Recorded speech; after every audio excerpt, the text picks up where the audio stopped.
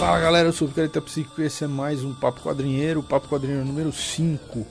E nesse programa a gente vai falar sobre o Tom King, que é o grande escritor atual da DC Comics, que está escrevendo o Batman. Ele ficou de escrever 100 edições do Batman, já passou a edição 50.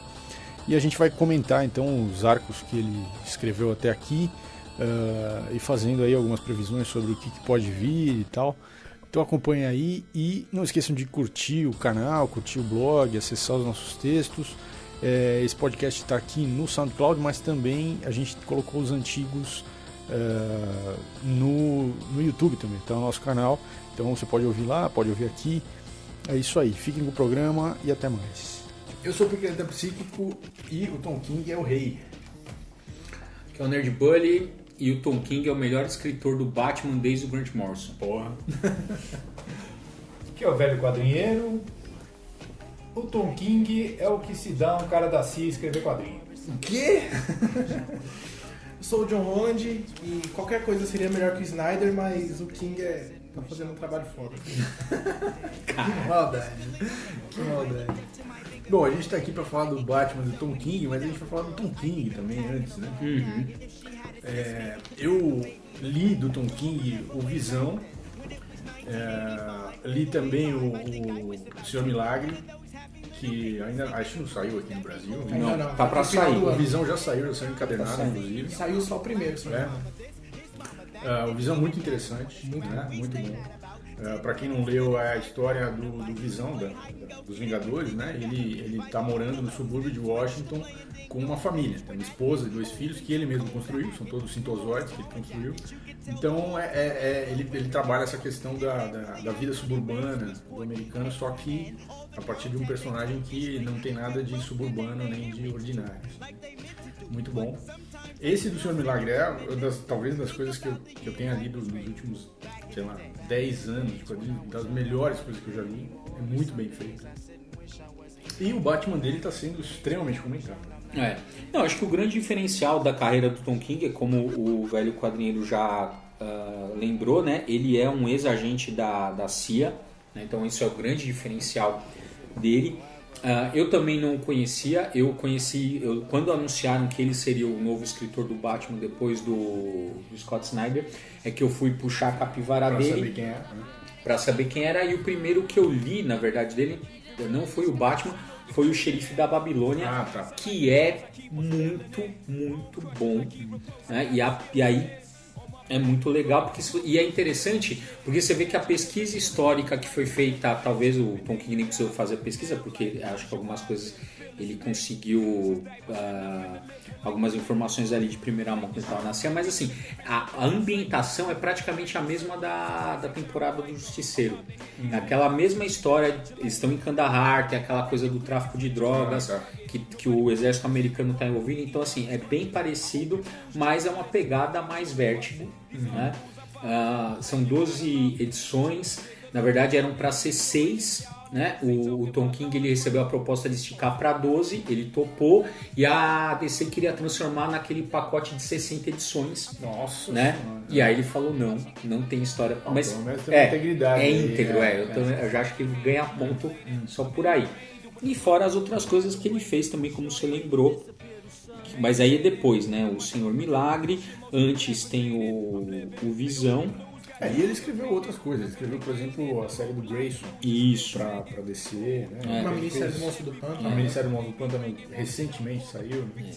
Ele faz várias coisas. Realmente ele é um autor que a DC viu que tem um potencial incrível, então tá tentando colocar em vários projetos. Eles veem isso, assim. É o que aconteceu com o Geoff Johns, é o que aconteceu com o Grant Morrison, né? Então vira e mexe aparecem esses caras assim que o cara consegue, né, ter uma visão diferenciada dos personagens. Eu acho que o forte do Tom King são os diálogos, ele é muito né?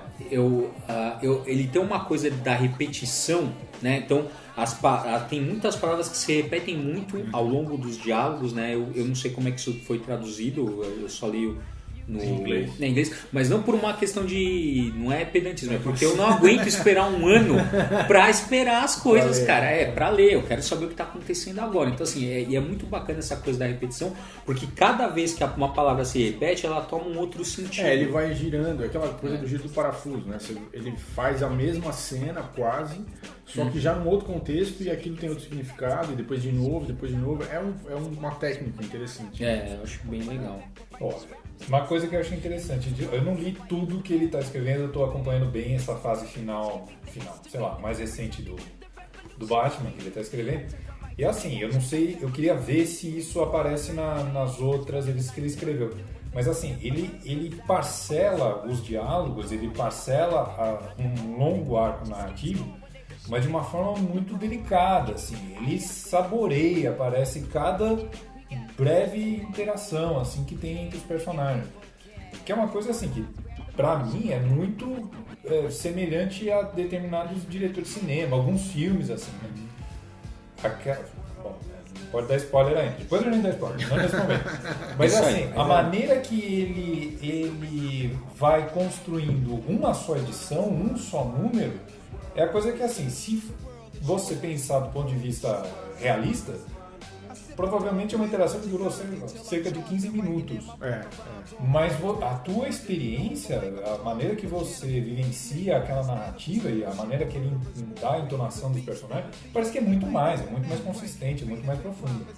Isso, olha, parabéns, você enxergou, mas o cara, eu acho que alguém ia reconhecer que esse cara tem um baita de um talento para narrar a história. É raro você ver uma indústria dar um personagem principal para um autor que tem uma pegada que é mais literária.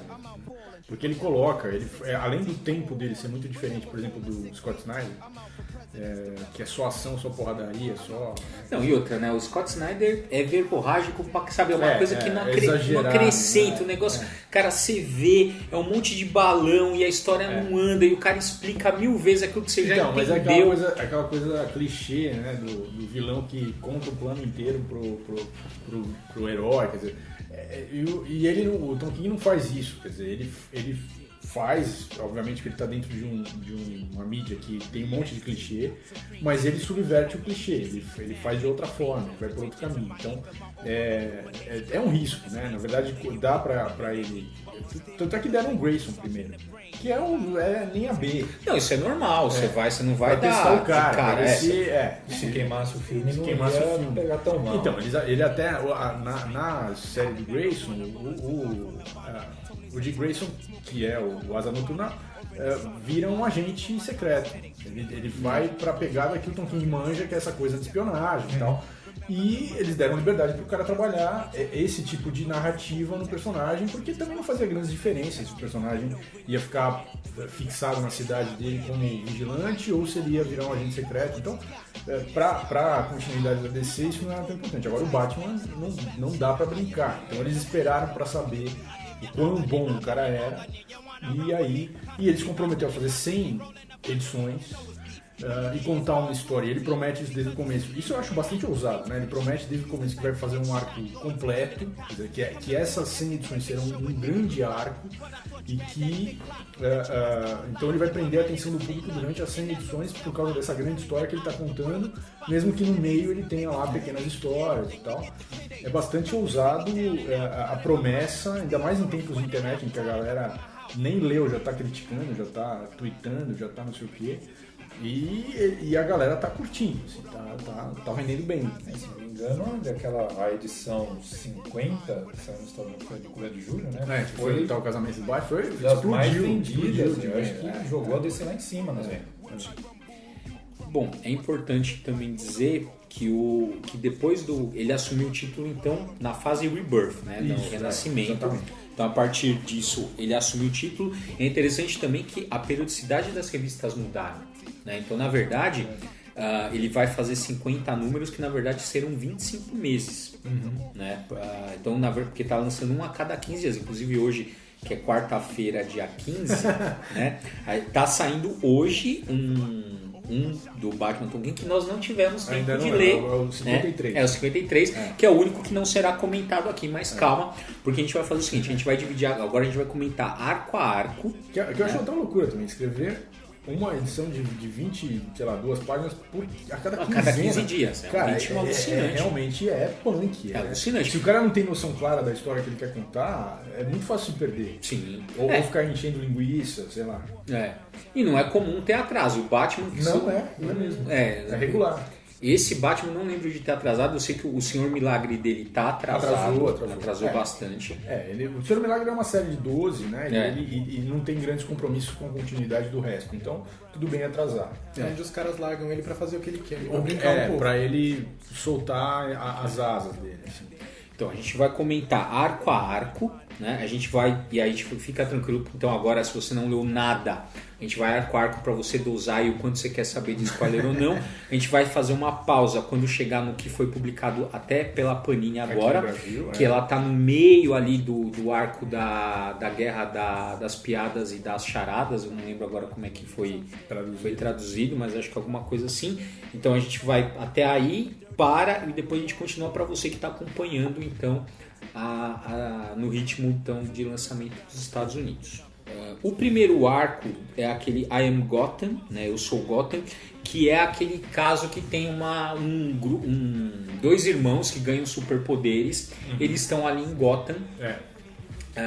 E aí é um arco assim bem simples, na verdade, mas o Batman já tá, o Tom King ele já tá dando as cartas do Batman, que a morte é um dos motivos centrais da trama. E isso por todo o arco, desde o primeiro até agora, a morte é uma constante. Eu fiz até um post sobre isso, vai estar o link aí pra vocês, que a morte é o que move o Batman por tudo isso. Tanto é que tem a primeira cena desse arco é o Batman tentando impedir um avião de cair em Gotham, né?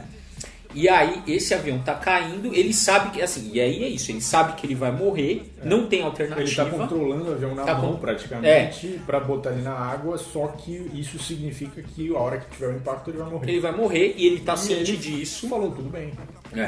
E aí ele é salvo por essa, se não me engano, acho que não sei se os dois irmãos são só, ele é salvo lá de última hora e esse arco desenvolve essa relação dele aí com esses dois irmãos que parece que eles venderam, né,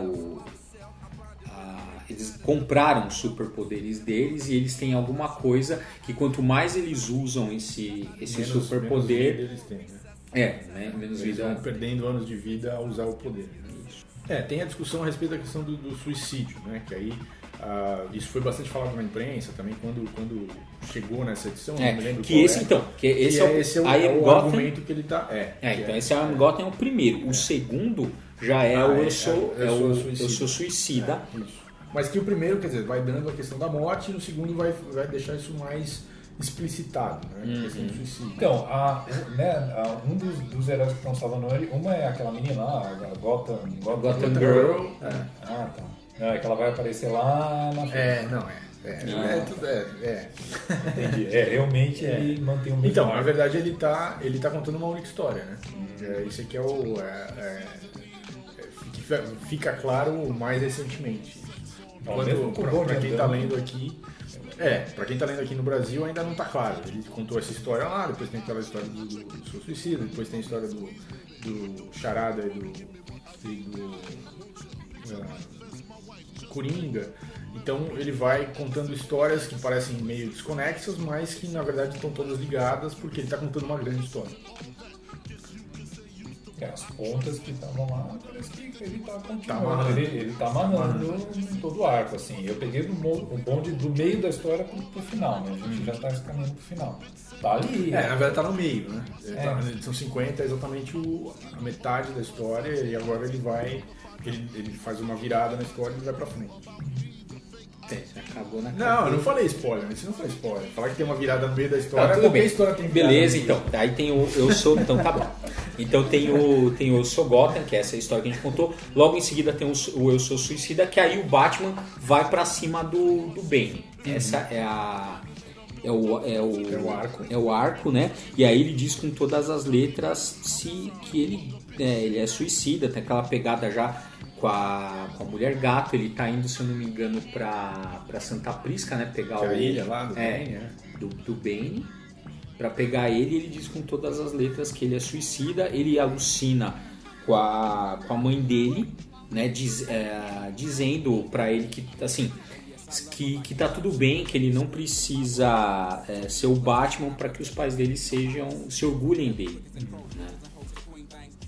Né? Ele tem várias discussões com o Alfred a respeito disso, né? Sobre esse impulso dele de se colocar sempre em risco de vida e tal. Como é que tá o Alfred, né, no começo? O que ele fala? Fiquei curioso. O quê? Porque, então, se ele tem ele se assume como um suicida, qual que é a interação dele com o Alfred? Não é que ele se assume como suicida, mas ele fica perguntando constantemente pro Alfred, e na alucinação dele, ele acha que ele tem que ter uma boa morte, que é pros pais dele se orgulharem dele. Né? Então é nesse sentido que ele é suicida, porque ele acha que o suicídio dele tem que ser significativo. Que como vai redimir. O caso do avião, por exemplo. Ali ele estava em paz porque se ele morresse daquele jeito, aquilo redimiria a morte dos pais. Isso. E aí nessa alucinação que ele tem com a mãe dele, nesse arco do seu suicídio, ele diz com todo... Ele tá na verdade, ele tá escrevendo um diário. Um diário, é uma carta, não é? Pra mulher gato. E aí ele diz que ele é suicida. Tem uma hora que ele até fala que quando ele beija, que ele compartilha aquele momento de morte com a mulher gato, porque ela entende ele nesse aspecto. Ele alucina com a mãe dele, e a mãe dele diz pra ele que ele não precisa ter uma boa morte pra que os pais dele se orgulhem dele. Foi muito comentado esse arco, esse momento, né, na imprensa, inclusive, especializada, porque é uma leitura do Batman nova. Que nunca ninguém tinha abordado o personagem por esse ponto de vista. A questão dele se colocar nesse lugar que ele se coloca o tempo todo, e que isso significaria psicologicamente. Né? Qual seria a relação mais profunda, qual seria a sombra dele para fazer isso. E então foi celebrado isso, né? Porque tipo, é uma análise psicológica de um jeito que nunca foi feito. Porque obviamente já fizeram de outras formas, mas desse jeito não. E é sempre bem-vindo, quer dizer, um personagem que tem 80 anos, você conseguir olhar para a essência dele, tirar um negócio que ninguém tinha tirado antes, realmente é bastante... tem que ser louvado mesmo. Eu acho interessante que, assim, a maneira... o arco que eles estão... que tem aquela guerra generalizada em Gotham, e a maneira que ele, de forma geral, ele está retratando o Batman, eu acho provocativo, é interessante, porque, assim, a gente vê conhecendo a biografia do Tom King, fala, porra, é o cara da CIA, né? E eu não sei o quanto ele traz de uma sei lá, eu acho que é um repertório de significados que alguém que atua tanto num serviço de inteligência como nas Forças Armadas de modo geral, nos Estados Unidos, ele interpreta o mundo. Essa ideia de sacrifício, é uma ideia de missão, é uma espécie de autodepreciação da própria vida em função de um sentido maior. Isso tem, eu acho, uma característica meio ufanista, meio nacionalismo misturado com patologia, alguma coisa assim, mas que no Batman parece com um valor positivo, um valor legal. Eu acho que isso que chamou a atenção da imprensa na época, porque assim, é uma maneira de falar assim, o Batman ele tem um comportamento absolutamente disfuncional, o cara é perigoso, é suicida, etc. E tal. No entanto, ele tem isso torna ele um herói. Exatamente. Isso é bastante interessante. Eu acho que isso, eu arrisco dizer, que é uma coisa que ele traz lá da experiência que ele teve, profissional na CIA, ou como ex-militar, se não me engano, ele também foi, eu acho que ele era Ranger, uma coisa assim. Que isso é uma coisa que você vê em caserna. Isso aí é uma conduta de soldado mesmo. Né? Ele transformou, se tirar a fantasia do Batman, pra mim esse cara é um cara que é um soldado que tá lá no Afeganistão. É aquela lavagem cerebral do conscrito, o cara que vai lá servir compulsoriamente e fala, cara, você é um cagado, você tá na merda, provavelmente você vai morrer, então a única coisa que você pode fazer é dar um significado para essa existência tonta que você tem. Isso cai bem nas suas análises. Eu acho que essa essa análise psicológica que ele faz do personagem também tem a ver com a formação dele, porque o soldado ele é treinado para fazer análise psicológica do inimigo. Ele tem que entender o inimigo, não um soldado, mas assim, ele na CIA, obviamente que sim. Certamente. Então ele está olhando também. Só que essa análise que você faz do inimigo, inevitavelmente você pode fazer sobre si mesmo.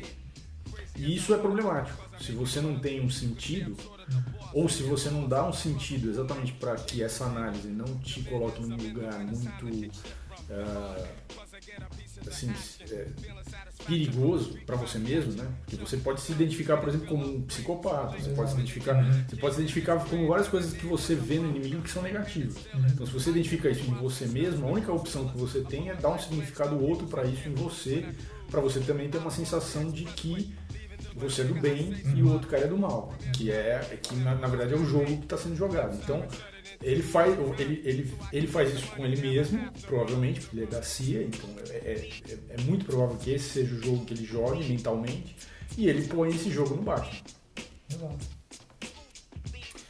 Bom, depois desse arco então do Eu Sou Suicida, tem o Eu Sou Bane, né? E é bem interessante que nesse arco, então, que como você colocou, né, também vai deixar o link aqui, do dizendo que essa saga, né, do Batman pelo Tom King é como se fosse um sucessor da Queda do Morcego. A Queda do Morcego, né? Nightfall. Porque a Queda do Morcego nos anos 90 é uma das sagas. Ela é muito citada, mas ela também é muito criticada, porque nos anos 90 os quadrinhos eram aquela coisa marombada, violência e tal. Era característica. Essa saga é uma das sagas que alavancou as vendas, porque assim como a morte do Superman, é tudo da mesma época. E o Bane quebrava a espinha do Batman. Então essa cena especificamente é super emblemática. Que foi recuperada no Batman do Nolan. Então, né? o Nolan usou isso, quer dizer, é uma coisa que realmente tem uma força. Assim. Mas, por outro lado, tem várias críticas a respeito. Então você vê que vários autores, em outros momentos, recuperaram outras sagas, como no 1, ou o Cavaleiro das Trevas, ou o Silêncio, ou outras sagas, né? Mas essa saga do Bane, quer dizer, apesar do Bane fazer parte, depois da saga da Queda do Morcego, de outras histórias, a Queda do Morcego não tinha sido recuperada como o Tom King está fazendo. Porque na verdade o que ele está fazendo é trazendo de novo o Bane para frente, como um vilão da primeira linha do Batman, e fazendo ele tentar de novo quebrar o Batman. Então a tentativa do Bane é de novo repetir o que ele fez na Queda do Morcego. Então ele obviamente está se referindo a essa saga anterior aos anos 90, que é interessante, porque muitos autores sempre fazem isso, né? Quer dizer, é uma constante isso nos quadrinhos que não acaba nunca a história do personagem. É o autor que entrou pegar uma saga antiga que foi sucesso e trabalhar a saga que ele está escrevendo ancorado um pouco naquela saga, reposicionando os personagens para dar uma outra leitura. Assim. Isso é uma coisa muito comum. Mas do Bane isso não tinha sido feito ainda. Porque o Bane ele não existe antes daquele momento. Ele é introduzido naquele momento, em 93, 94, e é introduzido, conta-se toda a história dele, que é a mesma história, praticamente a mesma história que aparece no filme do Nolan, e é isso. E aí ele passa a ser um vilão super importante. Não, peraí, a história do Bane no filme do Nolan. Mais ou menos. Tem nada a ver. O cara é da Liga do Assassino, tem a ver com a Taria, tem nada a ver. A Liga ali pra dar um molho, mas. Não, tem mas nada. ele é um menino, ele tá na prisão. Basicamente a formação do Bane praticamente. Eu acho interessante nesse arco que ele vai trabalhar a do mesmo jeito que ele faz no diálogo, ele trabalha a dualidade do Batman e do Bane, como se eles fossem dois opostos, né? ou o espelho um do outro, porque enquanto lá o Batman teve a melhor infância possível, o Bane teve a pior, e aí uma hora meio que você não sabe quem está narrando o quê, porque coisas que eles vão afirmando podia valer tanto para um quanto para outro, e tem uma parte que é muito interessante, que ele tem toda uma parte que você acha que está falando do Bane, e quando você vê é o Batman que está falando aquilo tudo, então você pensa que é o Bane. Então ele fica jogando, muito bem, ele é bom nisso, jogar com o texto, né? Termina esse arco, né, do Eu Sou Bane, e aí depois o próximo já é a guerra das piadas e das charadas, né, que é do War of Jokes and Riddles, que é bem legal porque na verdade é um flashback. Isso. Né? Então você para naquele momento, então você volta para o início da carreira do Batman, que tanto o Coringa quanto o Charada, eles duelam para ver quem que vai matar o Batman. E aí os vilões começam a se alinhar de um lado ou de outro para ver o que vai, quem tem o direito, né, de matar o Batman. E é essa série que tá, nesse momento, tá no meio aqui no Brasil. Isso. Então, a partir de agora, tudo que a gente falar vai ser spoiler. Então, se você está acompanhando o Batman tá lendo, pela Panini, para de ouvir agora, porque daqui em diante, então, é só spoiler para você. Tem um dos personagens que é recorrente, que aparece em várias dessas sagas, é o Homem-Pipa. Kite-Man. Que não existia esse personagem também? Eu não sei. Não, ele é um personagem. Não, ele é um personagem clássico, antigo. Que assim, aquela coisa, tá jogado. Ninguém nunca lembrava mais. Prata, não é? Não, o Homem-Pipa é um personagem um vilão antigo. É um vilão antigo. Ele usa esse personagem, ele aparece em vários momentos. Não, quem resolve a parada da guerra é o Homem-Pipa, da guerra do Coringa com o Charada, né? E esse personagem, ao que tudo indica, porque ele coloca esse personagem desde o primeiro arco, ele aparece. Ao que tudo indica, esse personagem vai ser essencial para o arco total que ele está construindo. O que ele vai fazer com o personagem a gente não sabe. Então, mas eu acho, já que foi nesse arco que eu senti que ele já estava perdendo o ritmo. Porque tem filler nesse arco, que não tinha. Você vê que antes disso tudo era funcional. Tem uns fillers que justamente é a parte do homem, que é uma história pessoal ali do homem. Mas eu acho que ele vai usar isso lá na frente. Pode usar, cara, mas aquela coisa fica... Assim, lá na frente, quando você vê de novo o Homem-Pipa sendo relevante, aí você fala, por isso que ele colocou lá atrás. Mas na verdade, assim, se ele não tivesse colocado também ia dar na mesma. Dava na mesma, né? É que eu falo, eu acho que aí foi eu achei muito interessante também essa ideia de você ter uma guerra entre o Coringa e o Charada pra ver quem vai matar o Batman, eu achei bem interessante, né? Eu não gostei, então, aí o arco também do bem termina, né? Na verdade, assim, como é que a gente entra nesse flashback? Porque ele tá contando pra Mulher Gato, né? O que aconteceu né, na guerra, ou a guerra do ponto de vista dele. Ele queria contar uma coisa pra ela antes de isso, dele propor o casamento a ela. Isso. Então ele queria saber se ele contasse isso pra ela, se a ideia dela sobre ele mudaria. Então aí ele começa a contar essa história, que é uma história longuíssima, na verdade. E aí você que fala assim, não, eu vou ouvir um pouquinho de spoiler agora, mas essa estraga a história, eu acho. Porque é isso. Aí qual seria esse grande segredo que o Batman quer contar? Que ele tentou matar o Charada. E quem impediu ele de matar o Charada foi o Coringa. Né? Então é aí que está um grande momento que ele acha que assim, é isso que tá também. É interessante. Eu não sei se eu gostei, mas eu acho que é interessante essa coisa. Eu não sei se eu gostei. Você não gostou. Não sei se eu gostei, porque é isso assim. Ele acha eu acho que ele estica demais para chegar nessa conclusão que poderia ser chegada mais rápido. Pode ser. Eu gosto da conclusão, acho interessante, mas a história, ela tem muitos acontecimentos que, assim, é só ação e tal. Mas eu entendo, ele obviamente são 100 edições, ele precisa encher. Não, então, mas tudo bem, porque aí ele fica lá, ele se martiriza para aquilo, por quê? Porque ele vai lá, ele vai para cima do Charada, ele poderia ter matado o Charada, mas o Coringa impede que ele mate o Charada. Ou seja, se o Coringa não tivesse impedido, ele teria assassinado. Então, por que eu não sei se eu gosto? Porque isso quebra um paradigma que a gente tem do Batman, pelo menos desde a Era de Prata, né? Que é o fato dele não matar, e isso ser um princípio moral dele, ético, rigoroso e arraigado nele. Então quer dizer assim, então teve um momento que ele quis matar e só não matou porque o Coringa, que é o maior inimigo dele, não permitiu. Que sentido é isso por isso que eu não sei se eu gostei, assim, que sentido tem isso dentro ali eu acho que o fato de ele colocar isso como flashback, ou seja, no começo da carreira dele, pode ser, um atenuante nesse caso, porque ele ainda não tinha... atenuante, acho que é bem a palavra. Atenuante, porque ele ainda não tinha, sedimentado com clareza tudo que ele queria, com os princípios dele. Assim, seriam... Então, mas aí ele não era o Batman. Então, mas ele acho que não era mesmo, ele tava se construindo. A partir do momento que ele botou o capuz, ele tem que ser o Batman. Não, aí você tá sendo xiita. Não tô. Então, por isso que eu acho, eu não sei se eu gostei dos efeitos disso,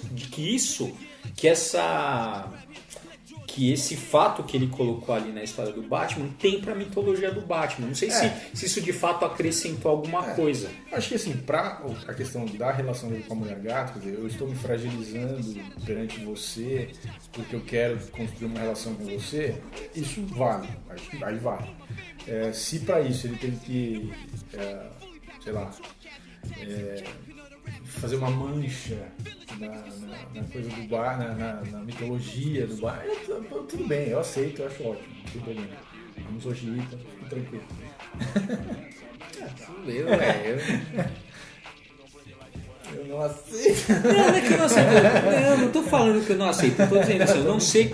Igual, vamos pensar. Então tá bom. Então Batman, ele é um assassino. Ele queria matar. Ele teve essa vontade, ele teve esse impulso. E foi pra cima. Então, e a única coisa que impediu, na verdade, não é que ele se curou, igual, sei lá, no Batman do Nolan, que no último momento que ele vai atropelar o Coringa, ele joga a moto pra cima. Ou seja, ele viu alguma coisa nele, fez ele pensar e então, se não fosse o Coringa ali, ele teria de fato... Ou seja, ele é um homicida. Ele só não conseguiu concretamente realizar aquilo. Mas ele além dele ser suicida... Então, aí que tá. É sempre a morte, né? Então, além de ele ser suicida, ele também é homicida. Mas então...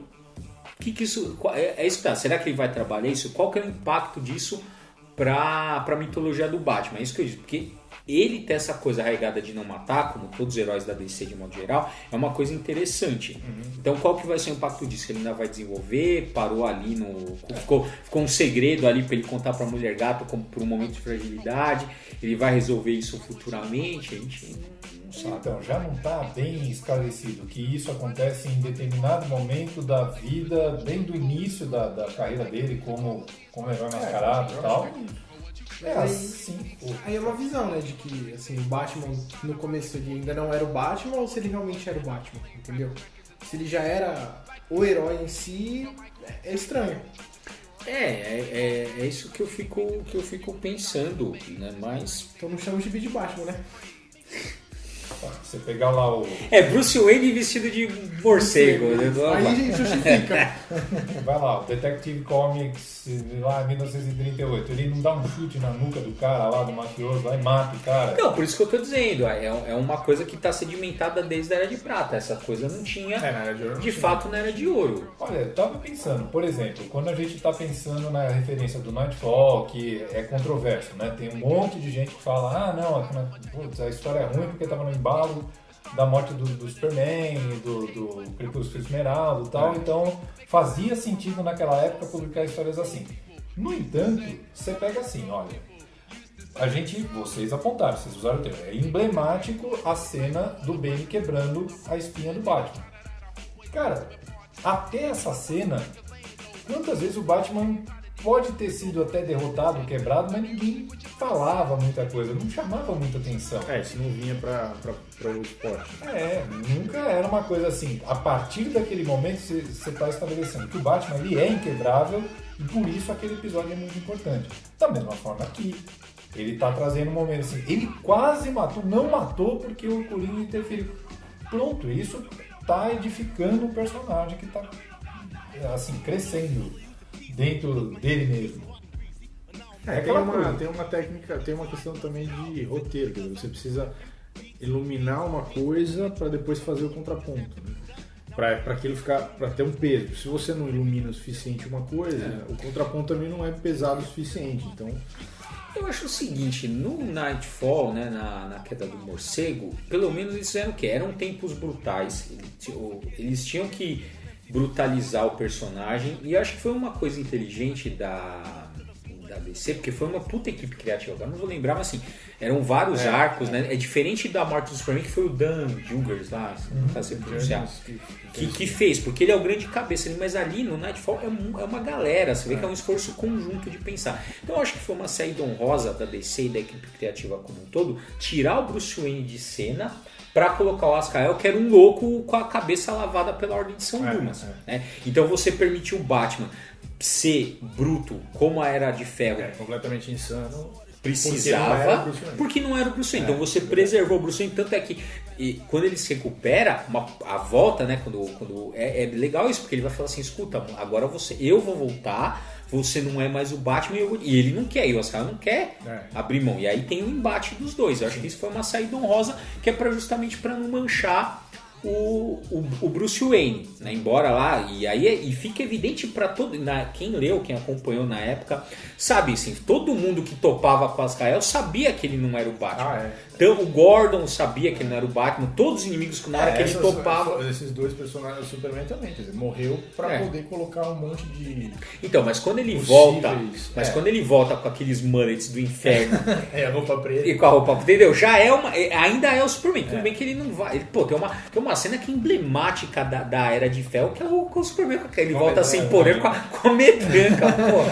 Aquilo ali. Nada a ver. Nada a ver. Então, você quer entender o que é Era de Ferro, você vê o Super-Homem com os bullets e com uma metranca de uniforme preto. É aquilo. Bom, então é isso, ninguém me convenceu até agora. Você viu que todos eles tentaram, né, defender o Tom King aqui, né? Aí fica pra vocês escolherem. Já foi aí, Bruno. Isso. Não, mas tá anotado aqui no meu caderno. Fica sossegado. E aí, em seguida, então, aí tem lá, ele conta essa treta aí dele pra Mulher Gato, e aí vem o volume 5, que é o Rules of Engagement, que é, sei lá, as regras do relacionamento. Do noivado. Do noivado, alguma coisa assim. E aí é mais um romance entre... Aí, tanto o arco 5 quanto o arco 6... Aí é o desenvolvimento deles, né? O 5, 6 e o 7 é o desenvolvimento dele... Da relação dele com ela, do pedido de casamento... Mas tem umas histórias memoráveis aí. Tem. Por exemplo, aquela história do encontro deles dois, aquele encontro de double date lá, eles com a Lois Lane e o Clark Kent. É demais. É demais. São 2 edições, os diálogos são incríveis, a situação é totalmente inusitada, ele realmente muito bom, eles vão para uma feira de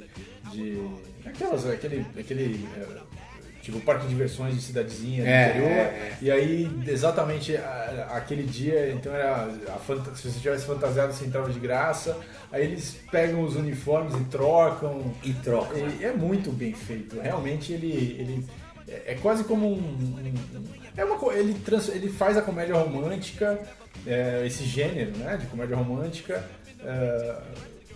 mas com uns diálogos muito inteligentes, colocando os dois personagens como eles de fato são, como o público entende eles. Então, cara, muito bom, cara. Então, acho que é isso. É isso que eu acho que é a vantagem de você ter desenvolvido uma indústria nos Estados Unidos. Porque é isso. É óbvio que ele não escreve sozinho. É uma equipe criativa, tem um editor dele, e os caras sentam ali.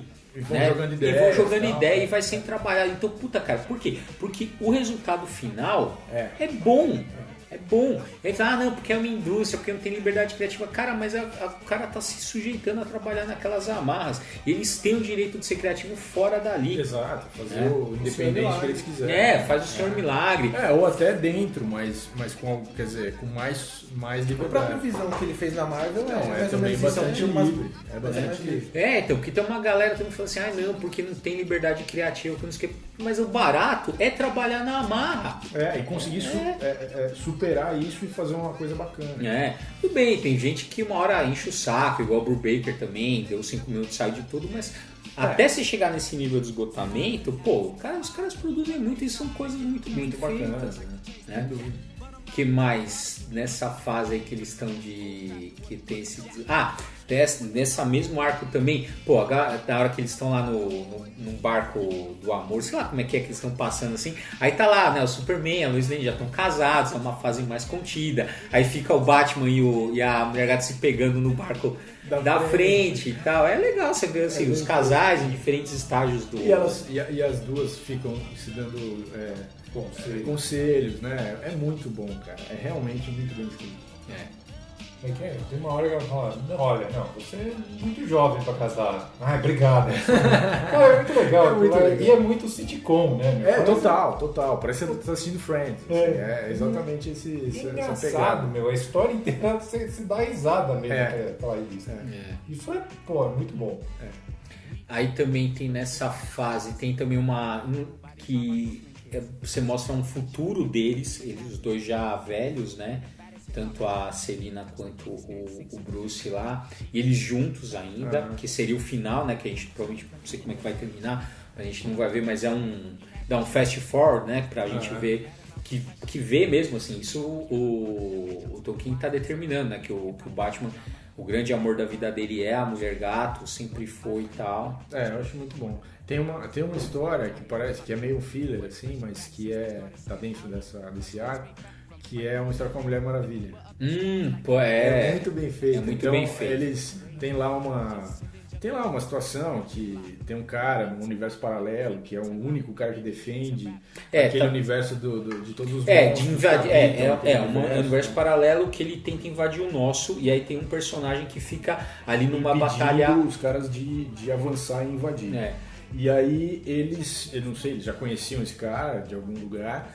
E aí eles prometem pra esse cara, tipo, 24 horas de folga pro cara voltar. Porque o cara é humano, né? Ele tem relações aqui no planeta Terra, né? E aí a Mulher Maravilha e o Batman vão pra esse lugar. Só que lá o tempo não passa no mesmo ritmo que passa aqui. Então 24 horas aqui pra eles lá é tipo... Nossa, foram centenas de anos.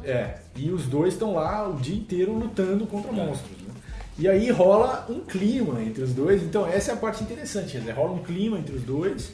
E o Bruce Wayne não avança, ele para. Então, assim, porque ele sabe que ele vai voltar, ele sabe que ele vai casar, ele já estava nesse caminho e não avança. Eu me lembrei de uma das cenas que são as mais... Das cenas dos filmes da minha infância, é uma das mais emblemáticas, assim, que eu adoro, que é o Duro de Matar 2, que no aeroporto o John McClane tá ali passando fax ali, porque ele pegou a impressão digital de um cara que ele matou ali, queria saber quem que era, e a menina que tá ali atendendo ele fica ali meio interessada nele e tal, ele todo, né, bonitão ali e tal. Aí depois que ele termina de passar o fax, fala com aquele policial do Duro de Matar 1, que é amigo dele e tal, e entende quem que era aquele cara que ele matou.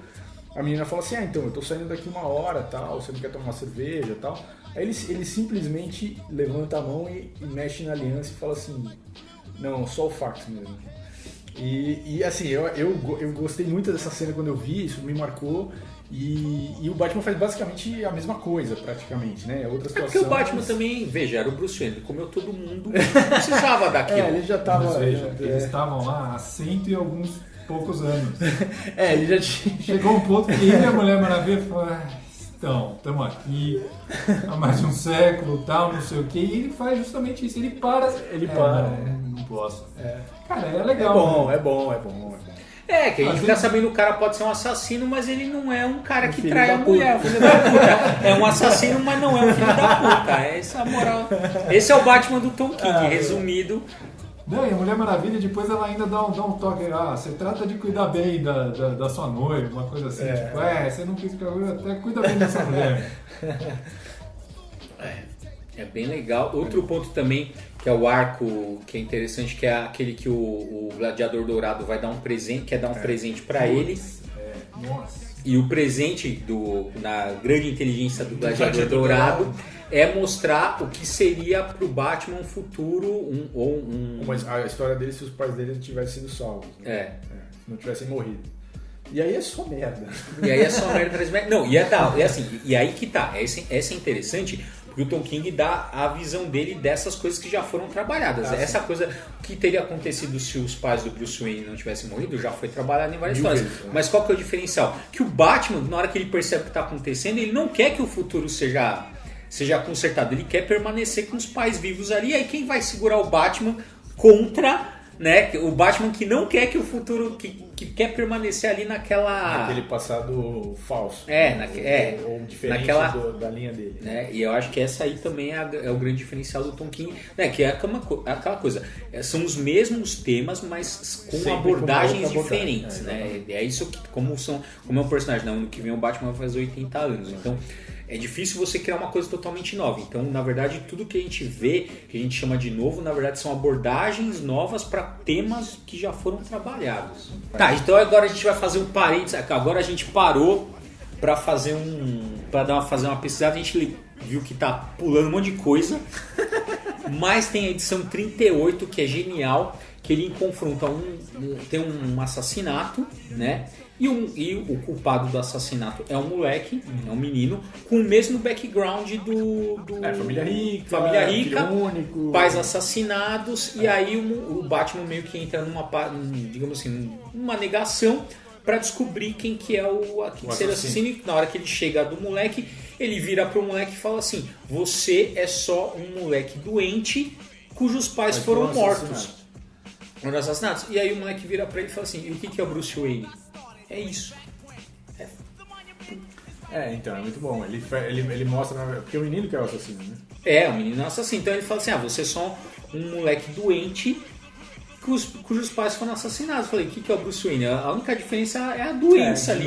De novo é essa coisa, a exploração da questão psicológica. Quer dizer, esse menino seria, digamos, uma sombra do Bruce Wayne. O que o Bruce Wayne seria se ele tivesse, sei lá, se outra coisa tivesse acontecido. Se outro encaminhamento tivesse sido dado. Então, é interessante. Ele sempre faz isso, o King, né? Ele sempre reapresenta a mesma história, mas com uma nova abordagem para mostrar que não existe uma resposta para tudo. Assim. Tem várias. E aí, eu acho que ele talvez ali recupere alguma coisa do Grant Morrison, que ele diz isso, se eu não me engano, em algum extra ali sobre o Asilo Arkham.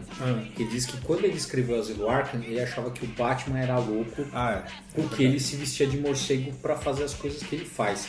E quando ele foi convidado para descer para escrever, né, que ele passou, ele entendeu um outro aspecto do Batman, que ele entendeu que o Batman, ele não é louco justamente porque ele faz isso. Morcego e sai à noite. Porque então, se ele não fizesse isso, ele ia virar. Exatamente. Se ele não fizesse isso, é que ele seria louco. Interessante. Né? Então eu acho que aí também é um jeito do King recuperar essa coisa do que o Morrison já tinha estabelecido, que assim, é o jeito que o Batman, é o jeito que o Bruce Wayne encontrou de não enlouquecer. Identificação.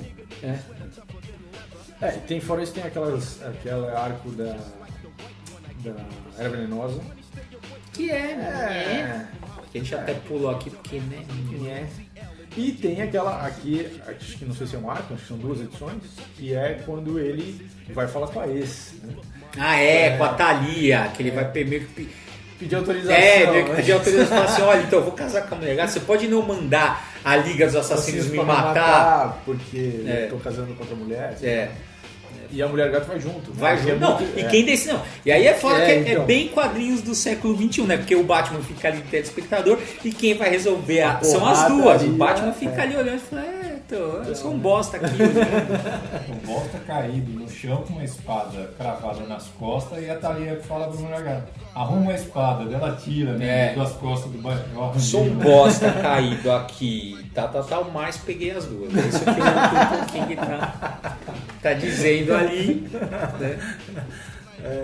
Então, mas tem dois lados dessa história. Quer dizer, é século XXI no sentido de que quem resolve a parada são as mulheres e tal, mas no fundo ainda é século XIX ou XVII, porque tem 2 mulheres brigando por um cara. Por um homem, Como é que aquela lei de lei de Bechdel, como é que era lá que você...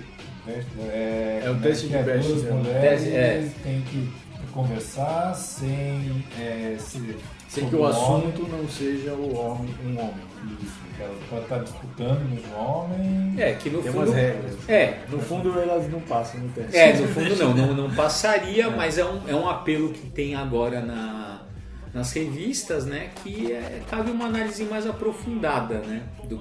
Porque é isso, assim, a gente vê numa camada isso, né? Que assim, são as duas mulheres fortes ali e o Batman de telespectador, mas num outro nível também são as duas mulheres fortes ali. Ele é o por causa o personagem principal da narrativa dela. Então, mas acho que é perdoável, né? Porque o bicho é uma Batman, né? Agora não vamos entrar mas nisso. tem os meninos, né? Tem o Dick Grayson e o Damian esperando ele. Isso, né? do lado de fora. E eles estão meio. O Damian tá meio puto, né? Porque não participou muito do processo de decisão do pai, uma coisa assim.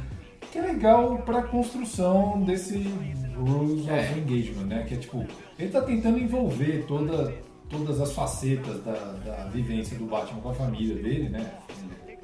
Artificial ou não, dentro dessa nova empreitada, dessa decisão de vida que ele tá tomando. É que o Damian ele fica muito pra escanteio, né? Quem trabalhou melhor essa questão do Damian com o pai nessa fase foi o Tomás, né? O Peter Tomás e tal, que era um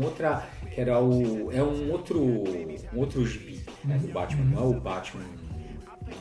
E aí é como a DC meio trabalha, né? Porque você tem lá o Batman, você tem o Detective Comics e as outras revistas que as coisas não se tocam, né? E aí você pensa, né? Quem é fanático, que acompanha tudo, fala, pô, que horas que o Batman... Tem que encaixar tudo, né? Onde que hora que ele vai no banheiro, que ele vai tomar banho, porque não é possível.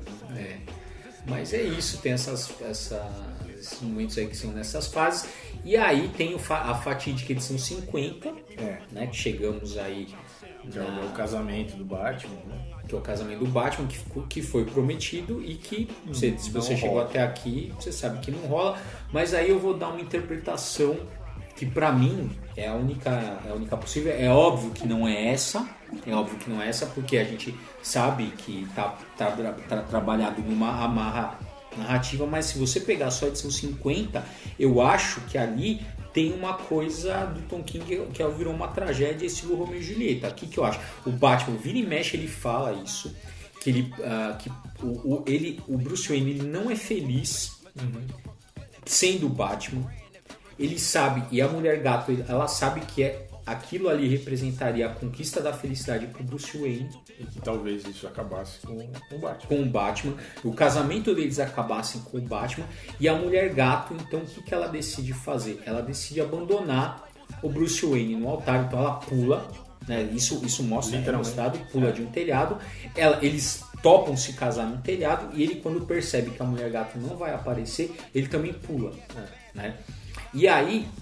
Esse é do mesmo jeito lá que eu acho que a interpretação ali é a seguinte: a Mulher Gato, como a prova de amor final dela, ela vai e se mata, porque ela se joga do telhado. É aquela coisa suicida, que ele tá trabalhando porque aí é o jeito dela saber que o Batman vai ser perpetuado para sempre, porque ela tá estragando, né? Ela tá tirando a última possibilidade dele ser feliz. De felicidade. E aí o Batman, na hora que ele vê que ele está sendo abandonado no altar, que a Mulher Gato, que é a única pessoa que ele amou, que ele se mostrou vulnerável, que ele contou a história do Coringa, do Charada e tudo, ele vê o que acontece e ele faz o que? Ele se mata.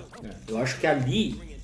exatamente, ele está fazendo uma alusão ao Shakespeare. Eu acho que mas ele faz, alusão a Shakespeare ele usa muito, ele usou no Visão, ele faz esse tipo de paralelo entre a literatura, principalmente a literatura Shakespeare, né, e as histórias que ele escreve.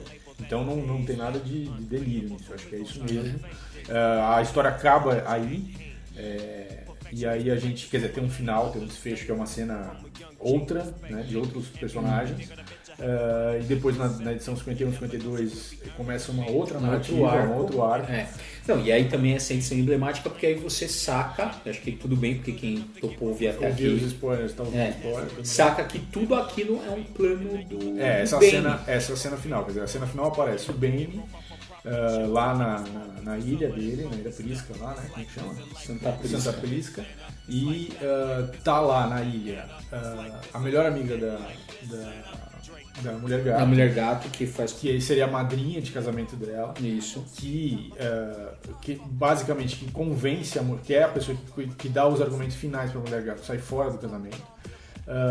Tá lá o Pirata Psíquico, que tava lá também naquele arco do I Am Bane, lá eu sou o Bane. Tá lá aquele cara que é o pai do Batman, na verdade, que é aquela versão do Flashpoint do Batman, que é o pai, que é o Thomas Wayne como Batman. Então tem vários personagens que apareceram, o Coringa, o Charada, estão todos. Não, é tudo ali. Todos os personagens que que apareceram, tudo... inclusive aquela Gotham Girl lá, Tudo, da primeira lá, estão todos lá. E ou seja, o Bane estava manipulando todas essas pessoas, ou estava trabalhando em parceria com todas essas pessoas durante todas as 50 edições para quebrar o Batman. Então é isso, e o Batman se matou e o Bane ganhou. Esse era o final que o Tom King queria dar. O Batman se matou e o Bane ganhou. Mas só que ele faz esse final na edição 50, ele tem até a 100. Então, o que ele vai fazer agora? Né? Eu achei bem interessante a sequência, não sei se vocês já leram, mas ele vai. Só não leu que saiu hoje. Também não. Só não vai dar esse spoiler pro resto da gente. Então, ele faz aquelas narrativas de tribunal, que também são clássicas. Que chama Cold Days. Aí termina esse arco e começa esse novo que é o Cold Days. E aí é basicamente o seguinte: o Batman fez uma investigação de um caso. Chegou à conclusão Batman chegou à conclusão que os policiais, a polícia forense, ninguém tinha chegado a essa conclusão, mas ele chegou à conclusão que foi o Sr. Frio, que foi o assassino, e ele encheu o cara de porrada até o cara sair correndo. Que é uma prática muito comum no Brasil, os caras vão lá... pra polícia e confessar, fui eu. E aí ele ficou mal de ter feito isso, olha só, Batman ficou mal de ter feito isso, então Bruce Wayne, se voluntaria a participar do júri que está julgando o Sr. Frio, e ele é o único do júri, o único dos 12 que vota pela inocência do Sr. Frio. E aí tá toda uma discussão, aqueles filmes de tribunal que você fica assistindo o debate entre os jurados. Mas eu acho que mas eu acho que esse momento, eu acho que foi o único momento do Tom King. Eu acho que tem poucos momentos que você olha e que define um personagem, né? Então, só para dar um exemplo, assim, como é que você sabe que um personagem é um personagem? Cara, tem um episódio do House que um louco invade o hospital porque ele com uma arma. E ele precisa ser diagnosticado, o cara já passou por N lugares e ele invade ali, tem a galera de refém. E o House fala assim, olha, eu acho que você tem tal coisa, e pede para ele entrar numa máquina de ressonância magnética. Só que para ele entrar na máquina e fazer o diagnóstico, ele tem que dar a arma. E o House pega a arma. E nessa hora todo mundo sai fora. Ele vê o resultado do diagnóstico e vê que o cara não tem aquilo que ele disse que ele tinha. E o cara sai da máquina. E o House sabe o que vai acontecer. Vão entrar, vão pegar. O que ele faz? Ele devolve a arma pro cara. Porque ele não sabe. Isso define o House. O cara é esse louco. Ele não estava preocupado em liberar na vida. Ele não está preocupado com a vida do outro, com a vida dele. Ele estava preocupado em resolver o problema daquele cara. Exatamente. E esse é o momento que define o Batman como o Batman. Quer dizer, ele foi lá, ele estava louco porque a mulher gata tinha... Ele descontou a frustração dele em cima do Sr. Frio, ele encheu o cara de porrada. Cometeu uma injustiça e o Bruce Wayne foi lá, entrou... Deu a cara a tapa, falou, não, eu vou tentar redimir isso que eu fiz. E aí todo mundo vota não, porque obviamente a Gotham City confia no Batman. E o Bruce Wayne fala, eu acho que não, ele tá errado. Isso define o personagem como personagem. É muito bom. Ele sempre faz essa coisa que você não tá esperando. E aí agora o velho quadrinho vai falar, porque isso na verdade ele tirou de um filme que o velho quadrinho vai comentar agora. Do Sidney Lumet? Como é que é? Os 12 Homens e uma Sentença. Isso. O que tá aparecendo nos quadrinhos é o 12 Homens e uma Sentença. Não importa o julgamento, o que importa é o debate dos jurados sobre o objeto da matéria em questão. E agora o Adriano ele tá prestando pro STF agora. Então, já tá com o jargão. Já tá usando o jargão. Já tá usando o jargão, já vai. O objeto da matéria. Tentando inflacionar o salário. Então, Isso que é legal do filme e tá sendo legal nos quadrinhos também. É a reflexão moral. O que é do caralho, porque você pensa, o cara compra a revista do Batman, ele tá vendo como é que funciona o processo jurídico. Isso eu acho que é uma coisa que ela não tem sido privilegiada, especialmente na Era de Ferro. Nunca ninguém estava muito preocupado com como é que a interação e as consequências do Batman com o Comissário Gordon, o que vira em termos jurídicos. Porque a galera acha que só tem a atuação da justiça, pode ser a polícia, pode ser do herói mascarado na rua, ele pega, prende o bandido e acabou a história. Não é isso. Aí o cara vai a julgamento, tem todo um processo. Exatamente. Isso lembra um pouco até aquela história do Demolidor do Bendis, né? Quando é revelado a identidade secreta, quão os caras querem ele. Porque chega um momento determinado na história, não vou spoiler, em que eles colocam... spoiler porque eles colocam... faz 10 anos. Não, faz mais tempo. Eles colocam em xeque. Tipo, quem é mais importante? Se aprender o Demolidor ou se aprender o Rei do Crime? E é essa questão mesmo, tipo, não é ele pegar o cara, teremos várias questões jurídicas tem todo, a gente vive numa sociedade que é extremamente complexa e isso tem repercussões em toda essa complexidade. Os quadrinhos em geral não trabalham isso, mas cada vez mais isso não dá para ficar de fora, né? Eu acho que quando o cara coloca essas questões parece uma grande inovação, não é uma inovação, mas no meio dos quadrinhos de super-herói, da indústria, porque em geral o clichêzão é não cair nesse eu acho que essa é uma coisa que aparece, essas implicações mundanas, digamos assim, é uma coisa mais típica da Renascença mesmo, e tem várias histórias que... o Marvels é isso, aquela coisa de tentar mostrar os super-heróis a partir do olhar do cidadão comum. É mais ou menos a mesma coisa, você trazer para o chão. Assim. Mas o que é legal é isso, o Batman como o Batman, ele cometeu uma injustiça e ele também vai até as últimas consequências para desfazer aquilo que ele fez. O que eu acho bacana é assim, ele vai desfazer dentro do processo legal. Porque não tem outro jeito, né? Porque na verdade ele poderia, como Batman, soltar o cara. Então, mas aí se ele parte para esse curso de ação, ele vai abrir um precedente que vai deslegitimar todas as ações futuras dele. Por isso que é importante que ele faça dentro da coisa legal, do processo legal. Sem dúvida. Que já é uma normalidade e ele sabe o que ele fez. Cara, em vez dele se entregar à polícia e falar, fui bosta, vou participar com a cara do cara. Tem uma forçação, né? Ele poderia botar uma roupa de qualquer outra coisa e soltar o cara. Assim, não estaria muito fora do que ele está fazendo agora. Porque ele está botando uma roupa de cidadão comum e está indo lá no processo legal. Na verdade, é isso. Duas medidas. Sem dúvida. Mas o debate é interessante. De qualquer forma, o debate é interessante. Mas eu acho que o que aconteceu foi isso. Assim, o Batman ele fez o que ele faz, que é pegar o cara. A partir daquele momento, quem decide é o Penny.